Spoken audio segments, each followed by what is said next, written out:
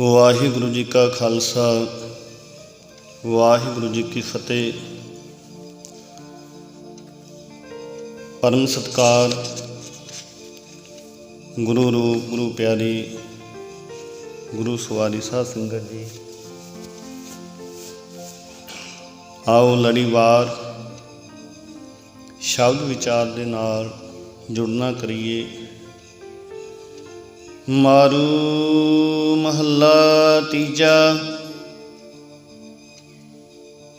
जो तुद करना सो कर पाया, भाणे विच को विरला आया। फरमान कर रहे हैं सतगुरु पातशाह, हे प्रभु जिहड़ा काम तू करना चाहुंदा है वो काम तू जरूर कर दिंदा है, वो होके ही रहिंदा है। ये पता हुंदियां भी कोई विरला मनुख तेरी रजा नूं मिठा करके मनदा है। हालांकि सब नूं पता है भी जो अकाल पुरख ने करना है ते वो करके ही रहना उन्हें। सतगुरु पातशाह कहंदे पता नहीं क्यों कहंदे फिर भी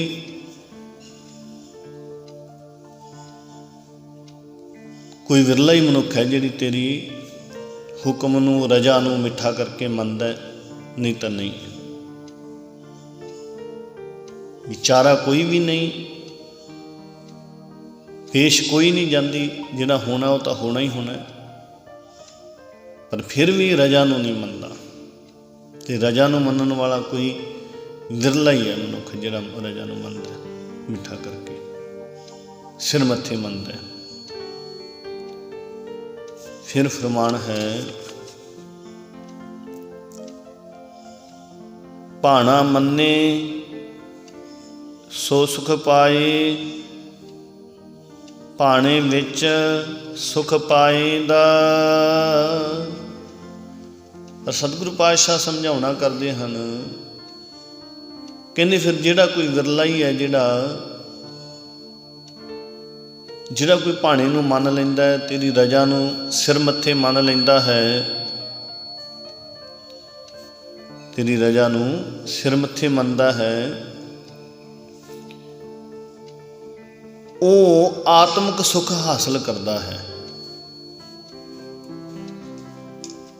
तेरी रजा दे विच रह के आत्मक आनंद माणदा है। जिहड़ा फिर पानी नूं मनदा है वो आत्मक आनंद माणदा है, सुख पाउंदा है। जानी कि फिर फरमान है, गुरमुख तेरा भाणा भावै, सहजे ही सुख सच कमावै।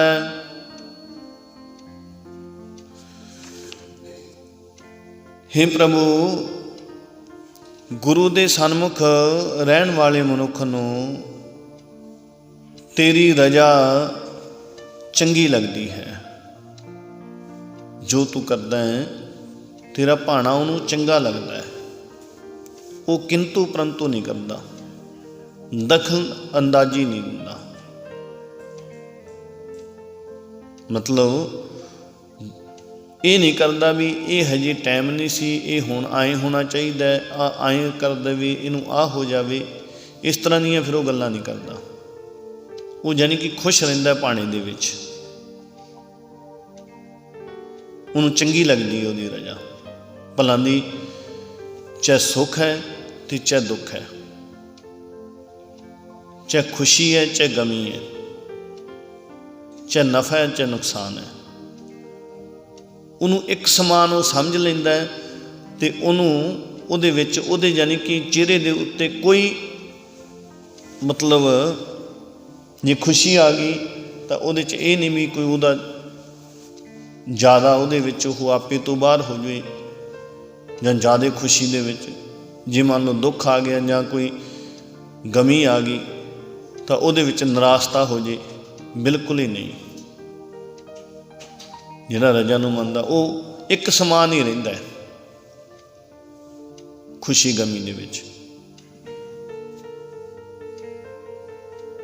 ਤਾਂ ਫਿਰ ਸਤਿਗੁਰੂ ਪਾਤਸ਼ਾਹ ਸਮਝਾਉਣਾ ਕਰਦੇ, ਕਹਿੰਦੇ ਉਹ ਆਤਮਿਕ ਡੋਲਦਾ ਦੇ ਵਿੱਚ ਰਹਿ ਕੇ ਸੁੱਖ ਪਾਉਂਦਾ। ਉਹ ਜਿਹੜਾ ਹੁਕਮ ਦੇ ਵਿੱਚ ਚੱਲਦਾ ਹੈ ਉਹ ਸੁੱਖ ਪਾਉਂਦਾ ਹੈ। ਉਹ ਸਦਾ ਥਿਰ ਹਰ ਨਾਮ ਸਿਮਰਨ ਦੀ ਕਮਾਈ ਕਰਦਾ ਰਹਿੰਦਾ ਹੈ। ਫਿਰ ਫਰਮਾਨ ਹੈ,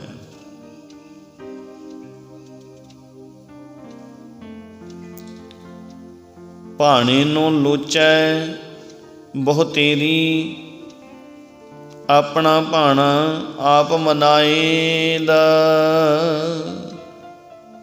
ਕਹਿੰਦੇ ਹੇ ਭਾਈ, ਪ੍ਰਭੂ ਦੇ ਕੀਤੇ ਨੂੰ ਮਿੱਠਾ ਮੰਨਣ ਦੀ ਤਾਂਘ ਲੋਚੈ। ਲੋਚੈ ਦਾ ਮਤਲਬ ਤਾਂਘ, ਖਿੱਚ ਬਥੇਰੀ ਲੁਕਾਈ ਕਰਦੀ ਹੈ। ਵੀ ਹਰੇਕ ਹੀ ਚਾਹੁੰਦਾ ਵੀ ਮੈਂ ਭਾਣੇ ਨੂੰ ਤਾਂ ਮੰਨਾਂ। ਇਉਂ ਤਾਂ ਮੰਨ ਲਓ ਹਰੇਕ ਦੇ ਅੰਦਰ ਤਾਂਘ ਤਾਂ ਹੈ ਹੀ। ਕੌਣ ਕਹਿੰਦਾ ਵੀ ਮੈਂ ਭਾਣੇ ਨੂੰ ਨਾ ਮੰਨਾਂ? ਜੀ ਤਾਂ ਹਰੇਕ ਦਾ ਕਰਦਾ ਹੈ ਭਾਣੇ ਨੂੰ ਮੰਨਣ ਦਾ, ਵੀ ਮੈਂ ਪ੍ਰਮਾਤਮਾ ਦੇ ਭਾਣੇ ਨੂੰ ਮੰਨਾਂ, ਹੁਕਮ ਨੂੰ ਮੰਨਾਂ। ਪਰ ਕਹਿੰਦੇ ਆਪਣੀ ਰਜਾ ਉਹ ਆਪ ਹੀ ਕਿਸੇ ਵਿਰਲੇ ਤੋਂ ਮਨਾਉਂਦਾ ਹੈ। ਜੇ ਕੋਈ ਭਾਣਾ ਮੰਨਦਾ ਹੈ ਤੇ ਉਹ ਰਜਾ ਤੇ ਉਹ ਭਾਣੇ ਨੂੰ ਕੋਈ ਕਿਸੇ ਨੂੰ ਵਿਰਲੇ ਨੂੰ ਉਹ ਪ੍ਰਮਾਤਮਾ ਆਪ ਹੀ ਮਨਾਉਂਦਾ ਹੈ। ਨਹੀਂ ਤਾਂ ਕੋਈ ਨਹੀਂ ਚਾਹੁੰਦਾ ਵੀ ਮੈਂ ਨਾ ਭਾਣੇ ਨੂੰ ਮੰਨਾਂ। ਜੀ ਤਾਂ ਹਰੇਕ ਦਾ ਕਰਦਾ ਵੀ ਮੈਂ ਸਦਾ ਮਤਲਬ ਚੜ੍ਹਦੀ ਕਲਾ ਦੇ ਵਿੱਚ ਹੀ ਰਹਾਂ, ਸਦਾ ਆਤਮਿਕ ਆਨੰਦ ਹੀ ਮਾਣਾ। ਕਿਹਦਾ ਨਹੀਂ ਜੀ ਕਰਦਾ? ਪਰ ਇਹ ਕਹਿੰਦੇ ਖੇਡ ਹੈ ਜਿਹੜੀ ਉਹ ਪ੍ਰਮਾਤਮਾ ਆਪ ਜਿਸ ਉੱਤੇ ਬਖਸ਼ਿਸ਼ ਕਰਦਾ ਹੈ ਉਹੀ ਪ੍ਰਾਪਤ ਕਰਦਾ ਹੈ। ਜਿਹੜਾ ਕੋਈ ਮੰਨਦਾ ਭਾਣੇ ਨੂੰ, ਸਮਝ ਲਓ ਉਹਦੇ ਉੱਤੇ ਫਿਰ ਉਹਦੀ ਬਖਸ਼ਿਸ਼ ਹੈ, ਅਕਾਲ ਪੁਰਖ ਦੀ ਬਹੁਤ ਵੱਡੀ ਕਿਰਪਾ ਹੈ, ਮਿਹਰ ਹੈ, ਦ੍ਰਿਸ਼ਟੀ ਹੈ। ਫਿਰ ਫਰਮਾਨ ਹੈ, ਤੇਰਾ ਭਾਣਾ ਮੰਨੇ ਸੋ ਮਿਲੈ ਤੁਧ ਆਏ, ਜਿਸ ਭਾਣਾ ਭਾਵੈ ਸੋ ਤੁਝੇ ਸਮਾਏ। ਹੇ ਪ੍ਰਭੂ, ਜਿਹੜਾ ਮਨੁੱਖ ਤੇਰੀ ਰਜਾ ਨੂੰ ਮੰਨਦਾ ਹੈ, ਤੇਰੇ ਭਾਣੇ ਨੂੰ ਮੰਨਦਾ ਹੈ, ਉਹ ਤੈਨੂੰ ਆ ਮਿਲਦਾ ਹੈ। ਭਾਵ ਉਹ ਤੈਨੂੰ ਮਿਲ ਪੈਂਦਾ ਹੈ, ਤੇਰੇ ਵਿੱਚ ਸਮਾ ਜਾਂਦਾ। ਕਹਿਣ ਦਾ ਭਾਵ ਜਿਸ ਮਨੁੱਖ ਨੂੰ ਤੇਰਾ ਭਾਣਾ ਭਾ ਜਾਂਦਾ ਹੈ ਉਹ ਤੇਰੇ ਚਰਨਾਂ ਦੇ ਵਿੱਚ ਲੀਨ ਹੋ ਜਾਂਦਾ ਹੈ। ਫਿਰ ਫਰਮਾਨ ਹੈ, ਭਾਣੇ ਵਿੱਚ ਵੱਡੀ ਵਡਿਆਈ, ਭਾਣਾ ਕਿਸੈ ਕਰਾਏ ਦਾ। ਹੇ ਭਾਈ, ਪ੍ਰਮਾਤਮਾ ਦੀ ਰਜਾ ਵਿੱਚ ਰਿਹਾ, ਜੇ ਉਹਦੀ ਰਜਾ 'ਚ ਰਹੀਏ ਨਾ, ਬੜੀ ਇੱਜ਼ਤ ਮਿਲਦੀ ਹੈ। ਫਿਰ ਸਤਿਗੁਰੂ ਪਾਤਸ਼ਾਹ ਕਹਿੰਦੇ ਜੇ ਕੋਈ ਭਾਣਾ ਮੰਨ ਲਵੇ ਨਾ ਤਾਂ ਬੜੀ ਇੱਜ਼ਤ ਮਿਲਦੀ ਹੈ, ਕਹਿੰਦੇ ਉਹਦੇ ਭਾਣੇ ਦੇ ਵਿੱਚ ਰਹਿਣ ਨਾਲ। ਪਰ ਕਹਿੰਦੇ ਕਿਸੇ ਵਿਰਲੇ ਨੂੰ ਰਜਾ ਵਿੱਚ ਤੋਰਦਾ ਉਹ ਅਕਾਲ ਪੁਰਖ। ਫਿਰ ਫਰਮਾਨ ਹੈ, ਜਾ ਤਿਸ ਭਾਵੈ ਤਾਂ ਗੁਰੂ ਮਿਲਾਏ, ਗੁਰਮੁਖ ਨਾਮ ਪਦਾਰਥ ਪਾਏ। ਨਹੀਂ ਭਾਈ, ਜਦੋਂ ਉਸ ਪ੍ਰਮਾਤਮਾ ਨੂੰ ਚੰਗਾ ਲੱਗਦਾ ਹੈ ਤਦੋਂ ਉਹ ਕਿਸੇ ਵਡਭਾਗੀ ਨੂੰ ਗੁਰੂ ਮਿਲਾਉਂਦਾ ਹੈ। ਕਿਸੇ ਨੂੰ ਵੱਡੇ ਭਾਗਾਂ ਵਾਲੇ ਨੂੰ ਫਿਰ ਗੁਰੂ ਦੇ ਲੜ ਲਾਉਂਦਾ ਹੈ, ਗੁਰਬਾਣੀ ਦੇ ਲੜ ਲਾਉਂਦਾ। ਕਹਿਣ ਦਾ ਭਾਵ ਤੇ ਗੁਰੂ ਦੇ ਸਨਮੁਖ ਹੋਇਆਂ, ਗੁਰੂ ਦੇ ਲੜ ਲੱਗਿਆਂ, ਗੁਰਬਾਣੀ ਦੇ ਲੜ ਲੱਗਿਆਂ ਮਨੁੱਖ ਪਰਮਾਤਮਾ ਦਾ ਸ੍ਰੇਸ਼ਟ ਨਾਮ ਪ੍ਰਾਪਤ ਕਰ ਲੈਂਦਾ ਹੈ। ਫਿਰ ਫਰਮਾਨ ਹੈ, ਤੁਧ ਆਪਣੇ ਭਾਣੇ ਸਭ ਸ੍ਰਿਸ਼ਟ ਉਪਾਈ, ਜਿਸਨੋ ਭਾਣਾ ਦੇਹ ਤਿਸ ਭਾਏ ਦਾ। हे प्रभु, ये सारी सृष्टि तू आप अपनी रजा विच पैदा कीती है। जिस मनुख नूं तू अपनी रजा मनन दी ताकत बख्शदा है, जिन्हों ताकत दे दिना है भाणा मनन दा, रजा मनन दी ताकत दे दिना है, उस नूं तेरी रजा प्यारी लगती है। फिर फरमान है, मनमुख अंधे करे चतुराई, भाणा ना मन्ने बहुत दुख पाई। हुण पिछे तो असी भाणा मन्नण वाले दी गल, गुरमुख दी, गुरु दे लड़ लगन वाले दी, गुरु दे बचना उत्ते पहरा देण वाले दी। हुण गल है जिहड़ा मन दे उत्ते पहरा दिंदा है, जिहड़ा आपदे मन दे पिछे तुरदा है, उहदी गल कर रहे सतगुरु पातशाह। कहंदे हे भाई, अपने मन दे पिछे तुरन वाला ते माया दे मोह विच अन्ना हो चुका मनुख अपने वल्लों बथेरी सियाणप वरतदा है, कमी नहीं छड्डदा कोई, सियाणप बहुत वरतदा वो जिहड़ा आपदे मन दे पिछे तुरदा है। पर जद तक वो परमात्मा दे कीते नूं मिठा करके नहीं मनदा, उन्ना चिर वो बहुत दुख पाउंदा, चाहे किन्ना मर्जी सियाणप वल दे, चाहे जिन्ना मर्जी सियाणा होवे आपदे वल्लों। चतुराई कहंदे हन सियाणप नूं। फिर अगे फरमान है, भरमे भुला आवे जाए, घर महल ना कबहू पाए दा।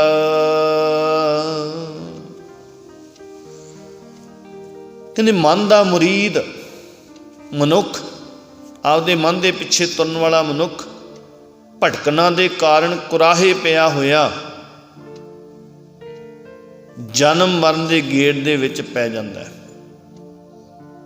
वो कदे भी इस तरह परमात्मा के चरणों दे विच थां नहीं लभ सकता। हुण ये असीं आपदे अंदर झाती मारनी है भी कि वाकया असीं भी आपदे मन के पिछे तुरदे हैं, तो बस हिसाब किताब ला लो भी थां फिर तो मुश्किल है। तो जे गुरु की मत के उत्ते तुरना शुरू कर दईए फिर उत्थे थां मिलनी है, फिर जन्म मरण का गेट कट्टिया जाना है। नहीं तो जिन्ने मर्जी कुछ करिएगी, जे आपदे मन के पिछे है फिर जिन्नियां मर्जी मगरों अरदासां करिएगी भी आपदे चरणों च निवास बख्शी। निवास तो जे निवास बख्शण वाले उन्हें काम किए हैं फिर ही बख्शूगा। इस करके फिर उन्होंने कुछ भी नहीं करने की जरूरत, फिर तो आप ही परमात्मा ने जदों ने आपदे मन की मर्जी नहीं की, जिहदे मूहरे अरदास करनी उहदे कहने दे विच चलिया वो जिहड़ा भी मनुख भी अरदास तो आप गुरु साहब मूहरे करते हैं ना भी हुण इस जीवात्मा नूं चरनां दा निवास बख्शी। तो हुण परमात्मा दे सतगुरु पातशाह भी फिर की सोचते होणगे भी सारी उम्र इन्हें पाठ तो बहुत कराए, आप भी किते, बड़े चरण भी पवाए आपदे घरे, पर मेरी मन्नी एक नहीं इन्हें। तो हुण कहंदा भी चरनां च जगह मिल जे, तो फिर किवें हो सकता है। इस करके जिउंदे जी जिन्ना चਿਰ शरीर दे विच साह है, इहदे हुंदियां चंगे काम करिए। उदों बाद चाहे फलानी जो मर्जी लंगर लाई जाओ पिछों गए बाद, तो जो मर्जी कुछ करी जाओ लोगों को खुआई जाओ संगत नूं, तो जे जिउंदे माँ प्यो की सेवा नहीं की तो सारे लोगों को भी पता ही होंगे, ये तो भुल थोड़ा होंगी है। इस करके जे जिउंदे जी सेवा कर ली, मरे बाद जे कला दाल प्रशादा भी वरताता तो वह भी मंजूर है। तो यही लंगर की मर्यादा है। होर तो चोच है जिहड़े असीं वध वध के करते हैं एक दूजे तो, भी आ वड्डा करना है, फलाना करना है। वो तो सब विखावा है, टकवंज है। गुरु की मर्यादा, गुरु के घरे मर्यादा जी, वही गल फिर उत्थे ही आ जाती भी इस तक गुरु के सामने ही नहीं हटते। ये विखावा करना, जिहड़ा विखावा करते हैं गुरु साहब रोकते तो असीं सगों वही गल चढ़ाउण वाली गल हो जाती है भी सतगुरु पातशाह तुसीं तां इस पासे रोकदे ते आ वेखो इस तां तुहाडे घरे आके आ कीता है, हटा के विखाओ। इस करके जिहड़े जिउंदे जी जिन्ना चिर इस शरीर दे विच साह है उन्ना चिर चंगे कर्म कर लईए, ਇਹਦੇ ਨਾਲ सेवा कर लईए, ਇਹਦੇ ਨਾਲ भगती कर लईए, आप बाणी पढ़ लईए, ਉਹਦੇ ਉੱਤੇ अमल कर लईए, तो फिर पिछों चाहे कोई लंगर करे चाहे ना करे ਉਹਦਾ कोई फायदा नहीं। पिछों भला दी हर साल बरसियां मनाई जाए फिर कोई फायदा नहीं होगा। जे सारी उम्र आप नहीं उन्हें कोई चंगा काम किया फिर कलियां बरसियां मनाउण दे नाल साल दे साल भला दी ਉਹਦੀ याद मनाई रखो की होना।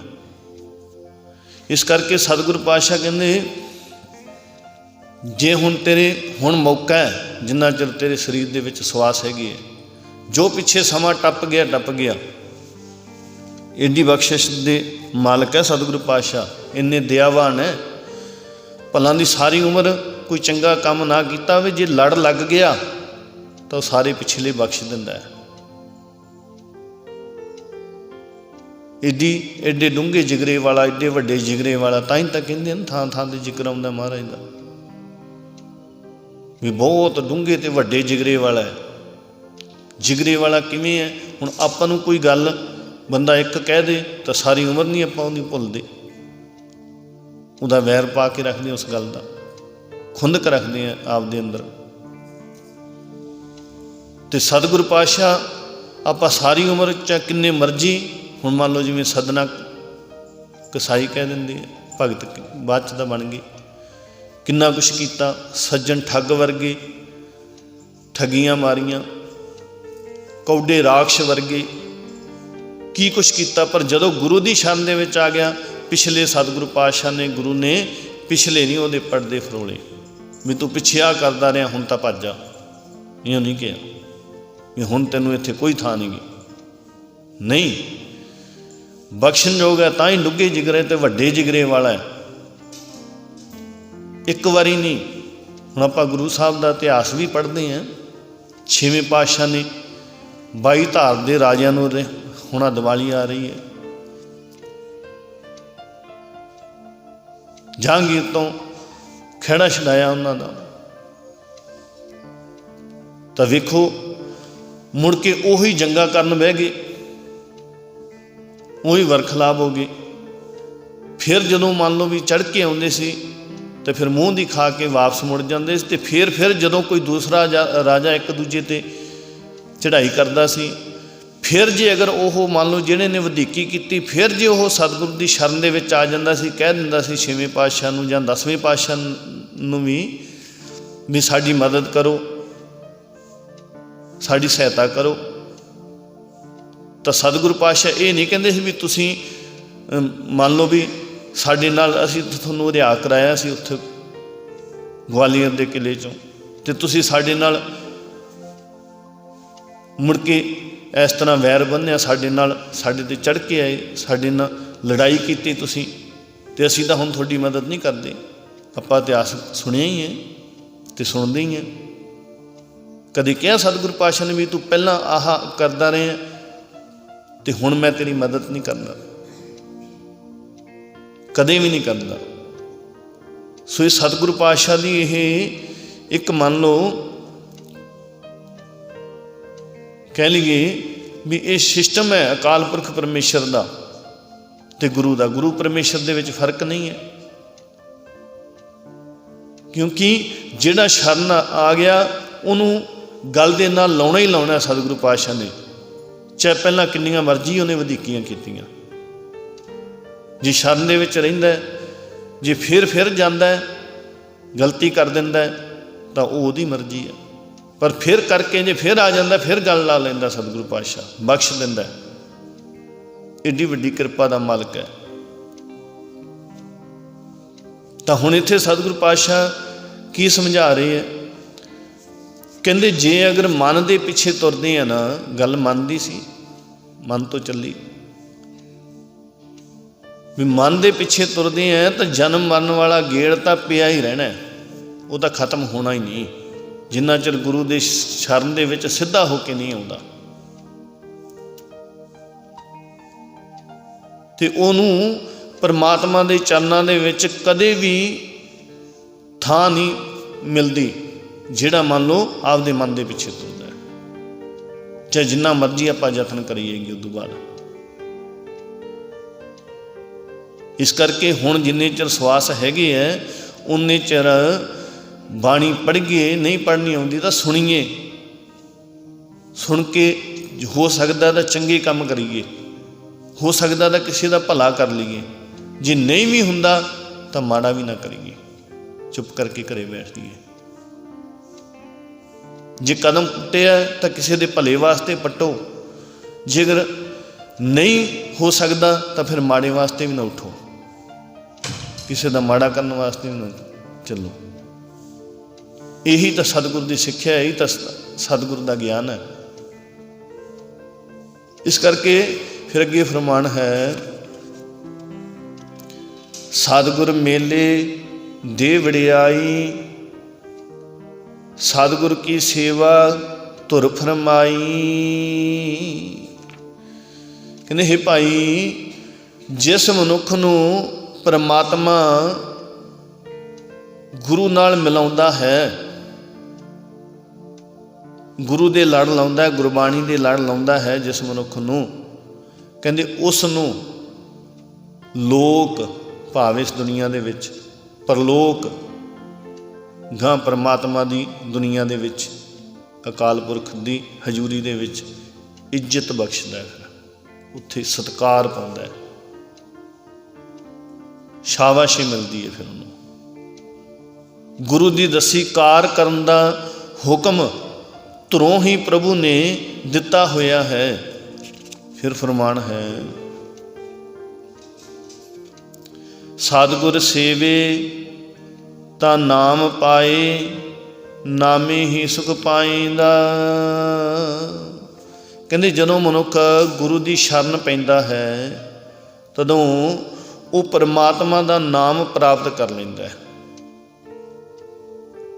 नाम विच जुड़ के ही आत्मक आनंद पाउंदा है, फिर आत्मक आनंद माणदा है। फिर अगे फरमान है, सब नावहो उपजै नावहो छीजै, गुर कृपा ते मन तन भीजै। नहीं भाई, नाम सिमरन तो हरेक गुण मनुख दे अंदर पैदा हो जाता है, हरेक गुण। देखो किड्डी बरकत है नाम दी, हरेक गुण कह रहे सतगुरु पातशाह। ते नाम सिमरन तो हरेक अवगण मनुख दे अंदरों नाश हो जाता है, भाव गुण ही गुण अंदर रह जाते हैं, अवगण कोई भी नहीं रहिंदा। नाम सिमरन की बरकत एडी वड्डी है। इस करके कहते हैं भाई, गुरु की कृपा नाल ही मनुख का मन मनुख का तन नाम रस विच भिजदा है। फिर फरमान है, रसना नाम ध्याए रस भीजै, ਰਸ ਹੀ ਤੇ ਰਸ ਪਾਏਂਦਾ। ਕਹਿੰਦੇ ਜਦੋਂ ਮਨੁੱਖ ਆਪਣੀ ਰਸਨਾ ਨਾਲ, ਭਾਵ ਜੀਵ ਦੇ ਨਾਲ ਹਰ ਨਾਮ ਸਿਮਰਦਾ ਹੈ, ਬਾਣੀ ਪੜ੍ਹਦਾ ਹੈ, ਉਹ ਆਨੰਦ ਦੇ ਵਿੱਚ ਭਿੱਜ ਜਾਂਦਾ ਹੈ। ਉਸ ਆਨੰਦ ਤੋਂ ਹੀ ਮਨੁੱਖ ਹੋਰ ਆਤਮਿਕ ਆਨੰਦ ਪ੍ਰਾਪਤ ਕਰਦਾ ਹੈ। ਫਿਰ ਉਸ ਆਨੰਦ ਤੋਂ ਹੀ ਫਿਰ ਅੱਗੇ ਫਰਮਾਨ ਹੈ, ਮਹਿਲੇ ਅੰਦਰ ਮਹਿਲ ਕੋ ਪਾਏ, ਗੁਰ ਕੈ ਸ਼ਬਦ ਸੱਚ ਚਿਤ ਲਾਏ। ਕਹਿੰਦੇ ਹੇ ਭਾਈ, ਜਿਹੜਾ ਮਨੁੱਖ ਗੁਰੂ ਦੇ ਸ਼ਬਦ ਦੀ ਰਾਹੀਂ ਆਪਣੇ ਸਰੀਰ ਵਿੱਚ, ਮਹਿਲ ਕੀ ਹੈ? ਇਹ ਸਰੀਰ। ਕਹਿੰਦੇ ਆਪਣੇ ਸਰੀਰ ਦੇ ਵਿੱਚ ਹੀ ਪਰਮਾਤਮਾ ਦਾ ਟਿਕਾਣਾ ਲੱਭ ਲੈਂਦਾ ਹੈ। ਕਾਹਦੇ ਰਾਹੀਂ? ਸ਼ਬਦ ਦੇ ਰਾਹੀਂ, ਗੁਰਬਾਣੀ ਦੇ ਸ਼ਬਦ ਦੇ ਰਾਹੀਂ। ਉਹ ਸਦਾ ਥਿਰ ਹਰ ਨਾਮ ਵਿੱਚ ਚਿੱਤ ਜੋੜੀ ਰੱਖਦਾ। ਫਿਰ ਫਰਮਾਨ ਹੈ, ਜਿਸਨੂੰ ਸੱਚ ਦੇ ਸੋਈ ਸੱਚ ਪਾਏ, ਸੱਚੇ ਸੱਚ ਮਿਲਾਏਂਦਾ। ਕਹਿੰਦੇ ਹੇ ਭਾਈ, ਜਿਸ ਮਨੁੱਖ ਨੂੰ ਸਦਾ ਥਿਰ ਪ੍ਰਭੂ ਆਪਣਾ ਸਦਾ ਥਿਰ ਰਹਿਣ ਵਾਲਾ ਹਰ ਨਾਮ ਦਿੰਦਾ ਹੈ, ਉਹੀ ਇਹ ਹਰ ਨਾਮ ਹਾਸਲ ਕਰਦਾ ਹੈ ਤੇ ਉਹ ਹਰ ਵੇਲੇ ਉਸ ਸਦਾ ਥਿਰ ਹਰ ਨਾਮ ਦੇ ਵਿੱਚ ਇੱਕਮਿਕ ਹੋਇਆ ਰਹਿੰਦਾ ਹੈ, ਭਿੱਜਿਆ ਰਹਿੰਦਾ ਹੈ। ਫਿਰ ਅੱਗੇ ਫਰਮਾਨ ਹੈ, ਨਾਮ ਵਿਸਾਰ ਮਨ ਤਨ ਦੁੱਖ ਪਾਇਆ, ਮਾਇਆ ਮੋਹ ਸਭ ਰੋਗ ਕਮਾਇਆ।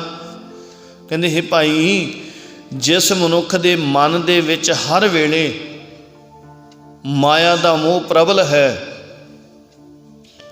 ਉਸ ਨੇ ਨਿਰਾ ਆਤਮਿਕ ਰੋਗ ਹੀ ਖੱਟਿਆ।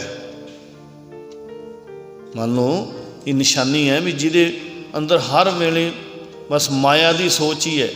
ਮਾਇਆ ਇਕੱਲਾ ਇਹ ਨਹੀਂ ਹੈ ਵੀ ਇਕੱਲਾ ਪੈਸਾ, ਹਰ ਉਹ ਕੰਮ ਜਿਹੜਾ ਪਰਮਾਤਮਾ ਨਾਲੋਂ ਤੋੜ ਕੇ ਆਪ ਦੇ ਵਿੱਚ ਲੀਨ ਕਰਦਾ ਹੈ, ਆਪ ਦੇ ਮੋਹ ਦੇ ਵਿੱਚ ਫਸਾਉਂਦਾ ਹੈ। ਧੀਆਂ ਪੁੱਤਰ ਇਹ ਵੀ ਕੀ ਹੈ? ਇਹ ਵੀ ਮਾਇਆ ਹੈ। ਮਾਇਆ ਹਰ ਉਹ ਵਸਤੂ ਜਿਹੜੀ ਆਪਦੇ ਮੋਹ ਦੇ ਵਿੱਚ ਖਿੱਚਦੀ ਹੈ ਤੇ ਪਰਮਾਤਮਾ ਨਾਲੋਂ ਤੋੜਦੀ ਹੈ, ਉਹ ਹਰ ਚੀਜ਼ ਮਾਇਆ ਹੈ। ਤਾਂ ਸਤਿਗੁਰੂ ਪਾਤਸ਼ਾਹ ਕਹਿੰਦੇ ਵੀ ਜਿਸ ਮਨੁੱਖ ਦੇ ਮਨ ਦੇ ਵਿੱਚ ਹਰ ਵੇਲੇ ਫਿਰ ਮਾਇਆ ਦਾ ਮੋਹ ਇਸ ਤਰ੍ਹਾਂ ਪ੍ਰਬਲ ਹੈ, ਆਪ ਦਾ ਜ਼ੋਰ ਪਾਈ ਰੱਖਦਾ ਹੈ, ਉਸਨੇ ਕਹਿੰਦੇ ਨਿਰਾ ਆਤਮਿਕ ਰੋਗ ਹੀ ਖੱਟਿਆ। ਪਰਮਾਤਮਾ ਦਾ ਨਾਮ ਭੁਲਾ ਕੇ ਉਸਨੇ ਆਪਣੇ ਮਨ ਵਿੱਚ ਤੇ ਤਨ ਵਿੱਚ ਦੁੱਖ ਹੀ ਪਾਇਆ, ਇਸ ਤੋਂ ਸਿਵਾ ਹੋਰ ਕੁਛ ਨਹੀਂ। ਦੁੱਖ ਹੀ ਕਮਾਇਆ। ਬਿਨ ਨਾਵੈ ਮਨ ਤਨ ਹੈ ਕੁਸ਼ਟੀ, ਨਰਕੇ ਵਾਸਾ ਪਾਏਂਦਾ। ਕੁਸ਼ਟੀ ਕਿਹਨੂੰ ਕਹਿੰਦੇ ਹੈ? ਕੋੜ ਨੂੰ। ਕੋੜ ਕਹਿੰਦੇ ਪ੍ਰਮਾਤਮਾ ਦੇ ਨਾਮ ਤੋਂ ਬਿਨਾਂ ਮਨੁੱਖ ਦਾ ਮਨ ਕੋੜੀ ਹੋਇਆ ਰਹਿੰਦਾ ਹੈ, ਮਨ ਨੂੰ ਕੋੜ ਲੱਗਿਆ ਰਹਿੰਦਾ ਹੈ। ਪ੍ਰਮਾਤਮਾ ਦੇ ਨਾਮ ਤੋਂ ਬਿਨਾਂ ਮਨ ਰੋਗੀ ਹੋਇਆ ਰਹਿੰਦਾ ਹੈ। ਤਨ ਵੀ, ਗਿਆਨ ਇੰਦਰੀ ਵੀ, ਕਹਿੰਦੇ ਇਹਨਾਂ ਨੂੰ ਵੀ ਕੋੜ ਹੋਇਆ ਰਹਿੰਦਾ। ਕਾਹਦਾ? ਵਿਕਾਰਾਂ ਦਾ। ਤੇ ਇਹ ਵਿਕਾਰੀ ਹੋਏ ਫਿਰ ਕਹਿੰਦੇ ਨਰਕ ਦੇ ਵਿੱਚ ਹੀ ਫਿਰ ਪਏ ਰਹਿੰਦੇ ਆ। ਫਿਰ ਅੱਗੇ ਫਰਮਾਨ ਹੈ, ਨਾਮ ਰਤੇ ਤਿਨ ਨਿਰਮਲ ਦੇਹਾ, ਨਿਰਮਲ ਹੰਸਾ ਸਦਾ ਸੁਖ ਨੇਹਾ। ਫਿਰ ਕਹਿੰਦੇ ਜਿਹੜੇ ਪ੍ਰਮਾਤਮਾ ਦੇ ਨਾਮ ਦੇ ਵਿੱਚ ਜੁੜਦੇ ਆ, ਉਹਨਾਂ ਦੀ ਗੱਲ ਆ ਗਈ। ਕਹਿੰਦੇ ਹੇ ਭਾਈ, ਜਿਹੜੇ ਮਨੁੱਖ ਪ੍ਰਮਾਤਮਾ ਦੇ ਨਾਮ ਰੰਗ ਵਿੱਚ ਰੰਗੇ ਜਾਂਦੇ ਹਨ, ਉਹਨਾਂ ਦੇ ਸਰੀਰ ਵਿਕਾਰਾਂ ਤੋਂ ਬਚੇ ਰਹਿੰਦੇ ਹੈ, ਉਹਨਾਂ ਦੇ ਸਰੀਰ ਇਸ ਕੋੜ ਤੋਂ ਬਚੇ ਰਹਿੰਦੇ ਹੈ। ਉਹਨਾਂ ਦੇ ਸਰੀਰ ਨੂੰ ਫਿਰ ਕੋੜ ਨਹੀਂ ਹੁੰਦਾ ਵਿਕਾਰਾਂ ਦਾ। ਉਹਨਾਂ ਨੂੰ ਨਾਮ ਬਚਾ ਕੇ ਰੱਖਦਾ ਹੈ ਅਤੇ ਉਹਨਾਂ ਦੀ ਆਤਮਾ ਜਿਹੜੀ ਉਹ ਪਵਿੱਤਰ ਰਹਿੰਦੀ ਹੈ, ਨਿਰਮਲ ਰਹਿੰਦੀ ਹੈ। ਉਹ ਪ੍ਰਭੂ ਚਰਨਾਂ ਦੇ ਨਾਲ ਪਿਆਰ ਜੋੜ ਕੇ ਆਤਮਿਕ ਆਨੰਦ ਮਾਣਦੇ ਰਹਿੰਦੇ ਹਨ। ਫਿਰ ਅੱਗੇ ਫਰਮਾਨ ਹੈ, ਨਾਮ ਸਲਾਹੇ ਸਦਾ ਸੁਖ ਪਾਇਆ, ਨਿਜ ਕਰ ਵਾਸਾ ਪਾਏਂਦਾ। ਕਹਿੰਦੇ ਸੀ ਭਾਈ ਪ੍ਰਮਾਤਮਾ ਦੇ ਨਾਮ ਦੀ ਸਿਫਤ ਸਲਾਹ ਕਰਕੇ ਮਨੁੱਖ ਸਦਾ ਸੁਖ ਪਾਉਂਦਾ ਹੈ। ਪ੍ਰਭੂ ਚਰਨਾਂ ਵਿੱਚ ਉਸ ਦਾ ਨਿਵਾਸ ਬਣਿਆ ਰਹਿੰਦਾ, ਪ੍ਰਮਾਤਮਾ ਦੇ ਚਰਨਾਂ ਦੇ ਵਿੱਚ। ਜਿਉਂਦਿਆਂ ਜੀ ਵੀ, ਮਰਿਆ ਤਾਂ ਫਿਰ ਬਣਨਾ ਹੀ ਬਣਨਾ ਹੈ। ਫਿਰ ਅੱਗੇ ਫਰਮਾਨ ਹੈ, ਸਭ ਕੋ ਵਣਜ ਕਰੇ ਵਾਪਾਰਾ, ਵਿਣ ਨਾਵੈ ਸਭ ਟੋਟਾ ਸੰਸਾਰਾ। ਕਹਿੰਦੇ ਹੈ ਭਾਈ ਜਗਤ ਵਿੱਚ ਆ ਕੇ ਹਰੇਕ ਜੀਵ ਵਣਜ ਵਪਾਰ ਆਦਿਕ ਕੋਈ ਨਾ ਕੋਈ ਕਾਰ ਵਿਹਾਰ ਕਰਦਾ ਹੈ, ਕੋਈ ਨਾ ਕੋਈ ਕੰਮ ਕਾਜ ਕਰਦਾ ਹੀ ਹੈ। ਕੋਈ ਕੁਛ ਕਰੀ ਜਾਂਦਾ, ਕੋਈ ਵਪਾਰ ਕਰੀ ਜਾਂਦਾ, ਕੋਈ ਖੇਤੀ ਕਰੀ ਜਾਂਦਾ, ਕੋਈ ਕਿਸ ਤਰ੍ਹਾਂ ਦਾ, ਕੋਈ ਕਿਸ ਤਰ੍ਹਾਂ ਦਾ ਵਣਜ ਕਰੀ ਜਾਂਦਾ। ਪਰ ਕਹਿੰਦੇ ਪ੍ਰਭੂ ਦੇ ਨਾਮ ਤੋਂ ਸੱਖਣੇ ਰਹਿ ਕੇ ਜਿਹੜਾ ਵੀ ਅਸੀਂ ਆਪਦੀ ਜ਼ਿੰਦਗੀ ਦੇ ਗੁਜ਼ਰ ਬਸਰ ਵਾਸਤੇ ਜੋ ਵੀ ਕਰਦੇ ਹਾਂ, ਕਰਨਾ ਜ਼ਰੂਰੀ ਹੈ। ਦਸਾਂ ਨੋਹਾਂ ਦੀ ਕਿਰਤ ਕਮਾਈ ਕਰਨੀ ਜ਼ਰੂਰੀ ਹੈ। ਇਹ ਨਹੀਂ ਵੀ ਇਕੱਲੀ ਮਾਲਾ ਫੜ ਕੇ ਬੈਠੇ ਰਹਿਣਾ। ਪਰਮਾਤਮਾ ਦਾ ਨਾਮ ਸਿਮਰਨਾ ਹੈ ਅਤੇ ਜੋ ਵੀ ਕਿਰਤਕਾਰ ਨਹੀਂ ਛੱਡਣੀ। ਜਿੰਨਾ ਸਰੀਰ ਕੰਮ ਕਰਦਾ ਹੈ ਕਿਰਤਕਾਰ ਕਰਨੀ ਹੈ, ਅਤੇ ਕਿਰਤਕਾਰ ਕਰਦੇ ਹੋਏ ਪਰਮਾਤਮਾ ਦੇ ਨਾਮ ਦੇ ਨਾਲ ਜੁੜੇ ਰਹਿਣਾ ਅਤੇ ਸੱਚੀ ਸੁੱਚੀ ਕਿਰਤ ਕਰਨੀ ਹੈ। ਕਹਿੰਦੇ ਪਰ ਜਿਹੜਾ ਵੀ ਕੋਈ ਕਾਰ ਵਿਹਾਰ ਦੁਨੀਆ ਦੇ ਵਿੱਚ ਵੱਖੋ ਵੱਖ ਕਰੀ ਜਾਂਦੇ ਹੈ, ਪਰ ਜੇ ਕਹਿੰਦੇ ਪ੍ਰਭੂ ਦੇ ਨਾਮ ਤੋਂ ਸੱਖਣੇ ਹੈ, ਵੀ ਨਾਮ ਨਹੀਂ ਸਿਮਰਦੇ, ਸ਼ਬਦ ਨਾਲ ਨਹੀਂ ਜੁੜੇ, ਗੁਰੂ ਤੋਂ ਸੇਧ ਨਹੀਂ ਲੈਂਦੇ, ਅਤੇ ਸੱਖਣੇ ਰਹਿ ਕੇ ਕਹਿੰਦੇ ਜਗਤ ਦੇ ਵਿੱਚ ਨਿਰਾ ਫਿਰ ਘਾਟਾ ਹੀ ਘਾਟਾ ਹੈ। ਫਿਰ ਉਹ ਜਿੰਨਾ ਮਰਜ਼ੀ ਕਰ ਲੈਣ, ਉਹਦੇ ਵਿੱਚ ਕੋਈ ਉਹਨਾਂ ਨੂੰ ਵਾਧਾ ਨਹੀਂ। ਭਾਵ ਜੋ ਉਹਨਾਂ ਨੇ ਕੀਤਾ ਉਹ ਸਾਰਾ ਵਿਅਰਥ ਹੀ ਹੈ। ਅਤੇ ਜੇ ਪਰਮਾਤਮਾ ਦੇ ਨਾਮ ਕਿਰਤਕਾਰ ਕਰਦੇ ਹੋਏ ਨਾਲ ਨਾਲ ਨਾਮ ਸਿਮਰਨ ਹੈ ਜੀਵਨ ਦੇ ਵਿੱਚ, ਗੁਰੂ ਤੋਂ ਸੇਧ ਲੈ ਕੇ ਜੀਵਨ ਜੁਗਤ ਆਪਦੀ ਜੀਵਨ ਦੀ ਜੁਗਤੀ ਜਿਹੜੀ ਚਲਾਉਂਦਾ ਹੈ, ਉਸ ਮੁਤਾਬਕ ਕਰਦਾ ਆਪਦੇ ਜੀਵਨ ਦੀ, ਤਾਂ ਉਹ ਸਾਰੀ ਕਿਰਤਕਾਰ ਹੈ ਜਿਹੜੀ ਉਹ ਫਿਰ ਸਫਲੀ ਹੈ। ਫਿਰ ਜੋ ਵੀ ਖਾਧਾ ਹੋਇਆ, ਪਹਿਨਿਆ ਹੋਇਆ, ਕਮਾਇਆ ਹੋਇਆ, ਮਾਇਆ ਇਕੱਠੀ ਕੀਤੀ ਹੋਈ, ਸਾਰਾ ਕੁਛ ਉਹ ਸਾਰਾ ਤਾਂ ਸਫਲ ਹੈ ਜੇ ਨਾਲ ਨਾਲ ਜੀਵਨ ਦੇ ਵਿੱਚ ਕੁਛ ਸਮਾਂ ਅਸੀਂ ਪਰਮਾਤਮਾ ਦੇ ਨਾਮ ਦੇ ਵਾਸਤੇ ਦਿੰਦੇ ਹਾਂ, ਗੁਰਬਾਣੀ ਪੜ੍ਹਦੇ ਹਾਂ, ਆਪਦੇ ਜੀਵਨ ਦੇ ਵਿੱਚ ਉਤਾਰਦੇ ਹਾਂ ਉਹਨੂੰ, ਤਾਂ ਫਿਰ ਉਹ ਸਾਰੀ ਕਿਰਤਕਾਰ ਹੈ ਜਿਹੜੀ ਉਹ ਸਾਰੀ ਸਫਲੀ ਹੈ। ਫਿਰ ਇਹ ਨਹੀਂ ਸਤਿਗੁਰੂ ਪਾਤਸ਼ਾਹ ਕਹਿੰਦੇ ਵੀ ਕਿਰਤਕਾਰ ਨਹੀਂ ਕਰਨੀ। ਕਿਰਤਕਾਰ ਕਰਨੀ ਹੈ, ਜਿੱਥੇ ਮਰਜ਼ੀ ਕਾਰੋਬਾਰ ਨੂੰ ਲੈ ਜਾ ਉਹਦਾ ਵਧਾ ਕੇ, ਇਹ ਥੋੜ੍ਹਾ ਕਹਿੰਦੇ ਵੀ ਨਾ ਕਰ। ਪਰ ਕਿਸੇ ਨਾਲ ਧੋਖਾ, ਠੱਗੀ, ਫਰੇਬ, ਇਹ ਤਾਂ ਸਤਿਗੁਰੂ ਪਾਤਸ਼ਾਹ ਨੇ ਦੱਸਣਾ ਹੈ ਨਾ ਫਿਰ ਵੀ ਕਿਹੋ ਜਿਹੀ ਕਿਰਤ ਕਰਨੀ ਹੈ। ਉਸ ਮੁਤਾਬਕ ਕਰਕੇ ਕਮਾਈ ਕਰ। ਅਤੇ ਇਹ ਵੀ ਨਹੀਂ ਵੀ ਨਿਰਾ ਉਸ ਕਮਾਈ ਦੇ ਵਿੱਚ ਹੀ ਰਹਿ ਜੇ, ਤੈਨੂੰ ਭੁੱਲ ਜੇ। ਕਈ ਵਾਰੀ ਐਂ ਹੁੰਦਾ ਕੰਮ ਕਾਜ ਜਮਾਂ ਹੀ ਨਹੀਂ ਹੁੰਦਾ, ਅਤੇ ਉਦੋਂ ਤਾਂ ਰੱਬ ਦਾ ਨਾਮ ਸਿਮਰਦਾ ਹੀ ਸਿਮਰਦਾ। ਕਿਉਂ? ਜਦੋਂ ਕੰਮ ਹੀ ਨਹੀਂ ਹੁੰਦਾ ਕੋਈ।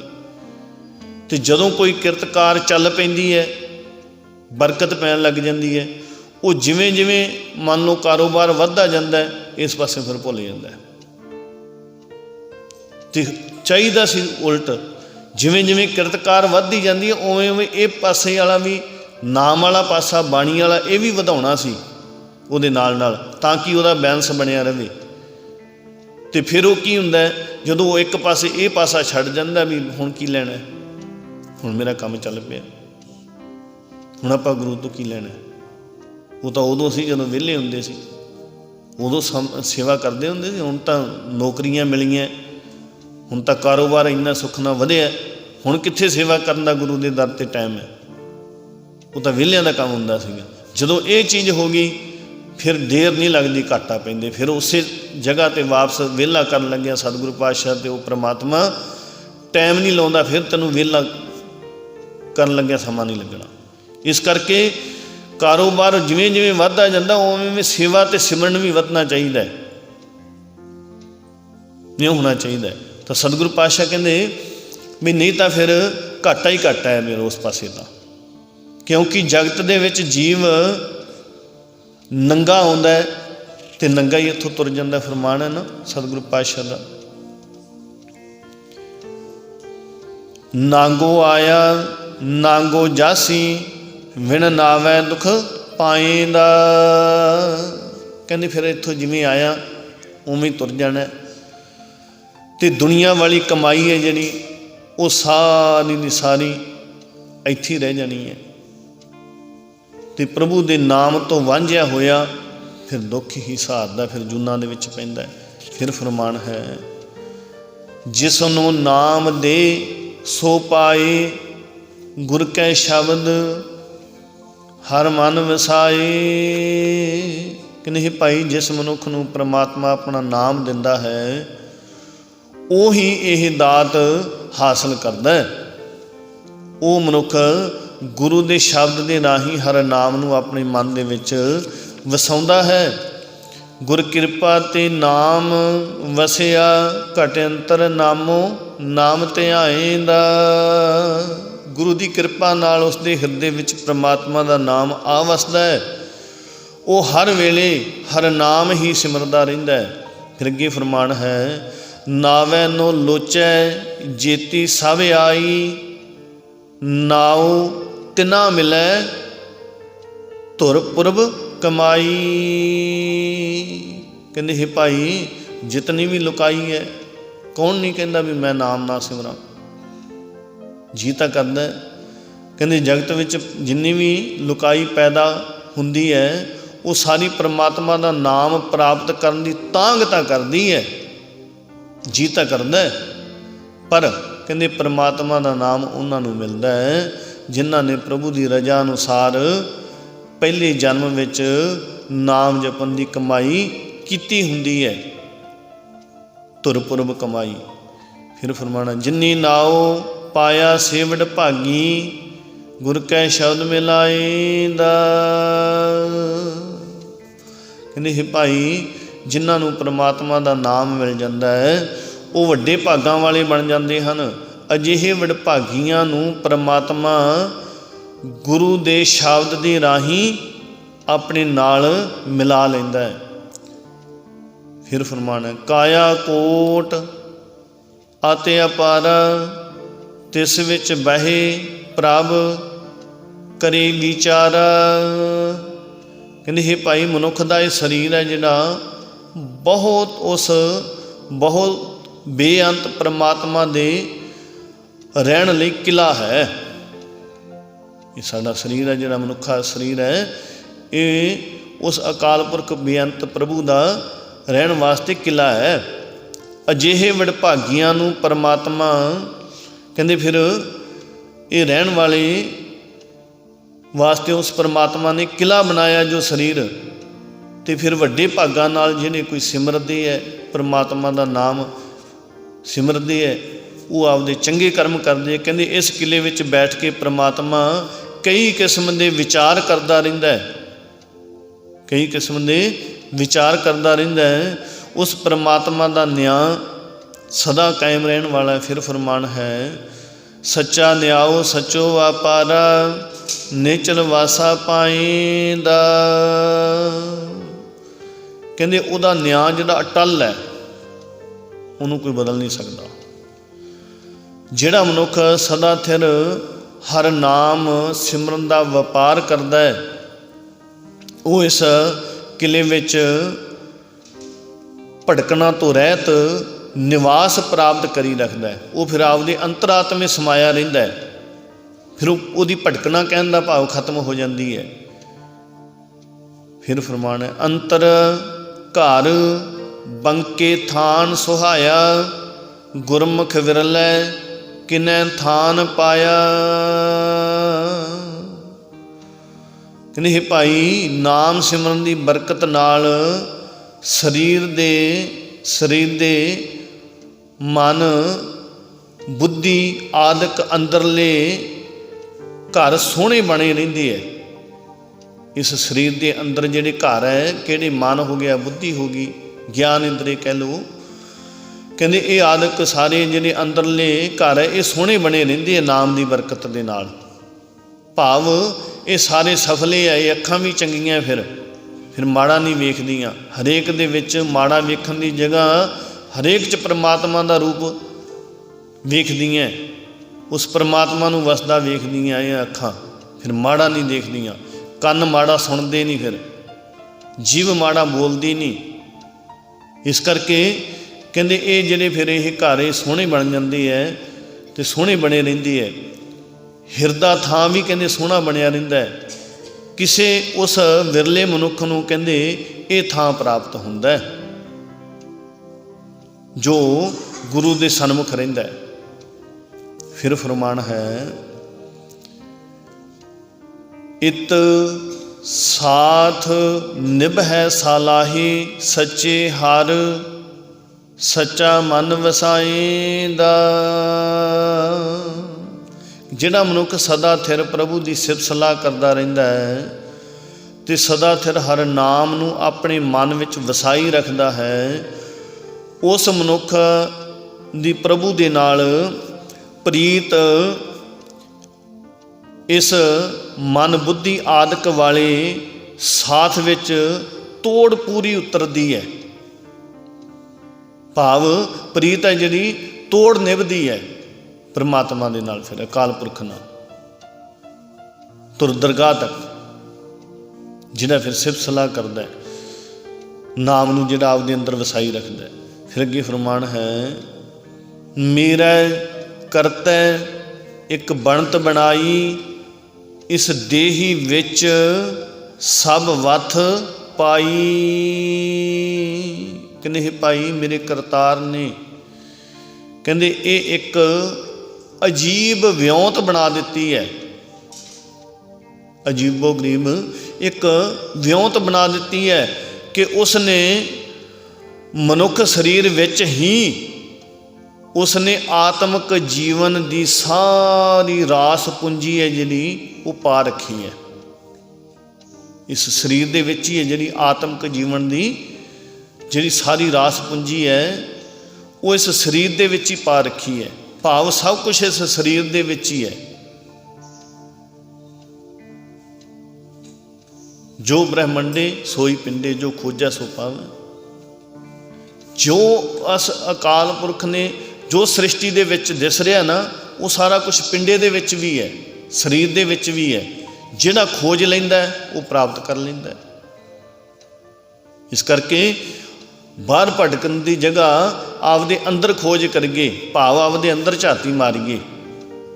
ਬਾਹਰ ਕਿਸੇ ਦੇ ਕਮੀਆਂ ਕੱਢਣ, ਕਿਸੇ ਨੂੰ ਮਾੜਾ ਬੋਲਣਾ, ਉਹ ਸਭ ਕੁਛ ਕਰਨ ਤੋਂ ਪਹਿਲਾਂ ਆਪਦੇ ਅੰਦਰ ਵੇਖੀਏ ਵੀ ਕਿਤੇ ਮੈਂ ਪੂਰਾ, ਮੇਰੇ 'ਚ ਤਾਂ ਕੋਈ ਕਮੀ ਨਹੀਂ, ਫਿਰ ਮੈਂ ਅਗਲੇ ਨੂੰ ਕਹਾਂ। ਉਪਦੇਸ਼ ਉਹੀ ਦਿੰਦਾ, ਦੇ ਸਕਦਾ ਨਾ ਜਿਹੜਾ ਆਪ ਪੂਰਾ ਹੋਵੇ। ਇਸ ਕਰਕੇ ਕਹਿੰਦੇ ਆਪਦੇ ਅੰਦਰ ਝਾਤੀ ਮਾਰ, ਸਾਰੀ ਤੇਰੇ ਅੰਦਰ ਹੀ ਰਾਸ ਪੂੰਜੀ ਹੈ ਜਿਹੜੀ ਅੰਦਰ ਪਾ ਰੱਖੀ ਉਸ ਅਕਾਲ ਪੁਰਖ ਪਰਮੇਸ਼ਰ ਨੇ। ਇਸ ਦੇਹੀ ਵਿੱਚ ਸਭ ਵੱਥ, ਸਾਰੀ ਵਸਤੂ ਹੈ ਜਿਹੜੀ ਉਹ ਪਾ ਰੱਖੀ ਹੈ, ਸਮਥ ਪਾਈ। ਨਾਨਕ ਨਾਮ ਵਣਜਹਿ ਰੰਗ ਰਾਤੇ, ਗੁਰਮੁਖ ਕੋ ਨਾਮ ਪਾਏਂਦਾ। ਕਹਿੰਦੇ ਇਹ ਨਾਨਕ ਜਿਹੜੇ ਮਨੁੱਖ ਗੁਰੂ ਦੀ ਸ਼ਰਨ ਪੈ ਕੇ ਪਰਮਾਤਮਾ ਦੇ ਨਾਮ ਦਾ ਵਣਜ ਕਰਦੇ ਹਨ, ਉਹ ਉਸ ਦੇ ਪ੍ਰੇਮ ਰੰਗ ਵਿੱਚ ਰੰਗੇ ਰਹਿੰਦੇ ਹਨ। ਇਸ ਕਰਕੇ ਇਹ ਭਾਈ ਕਹਿੰਦੇ ਕੋਈ ਉਹ ਮਨੁੱਖ ਹੀ ਪਰਮਾਤਮਾ ਦਾ ਨਾਮ ਪ੍ਰਾਪਤ ਕਰਦਾ ਜੋ ਗੁਰੂ ਦੇ ਦੱਸੇ ਹੋਏ ਰਸਤੇ 'ਤੇ ਤੁਰਦਾ, ਜੋ ਗੁਰੂ ਦੇ ਸਨਮੁਖ ਰਹਿੰਦਾ, ਉਹੀ ਨਾਮ ਪ੍ਰਾਪਤ ਕਰਦਾ, ਉਹ ਹਾਸਲ ਕਰਦਾ। ਸੋ ਅੱਜ ਦੇ ਵਿਚਾਰਾਂ ਦੀ ਸਮਾਪਤੀ ਹੈ। ਵਿਚਾਰਾਂ ਕਰਦਿਆਂ ਬੇਅੰਤ ਉਨਤਾਈਆਂ ਹੋ ਗਈਆਂ ਉਹਨਾਂ ਸਤਿਗੁਰੂ ਪਾਤਸ਼ਾਹ ਅਤੇ ਆਪ ਸੰਗਤ ਬਖਸ਼ਣਯੋਗ ਹੋ। ਵਾਹਿਗੁਰੂ ਜੀ ਕਾ ਖਾਲਸਾ, ਵਾਹਿਗੁਰੂ ਜੀ ਕੀ ਫਤਿਹ।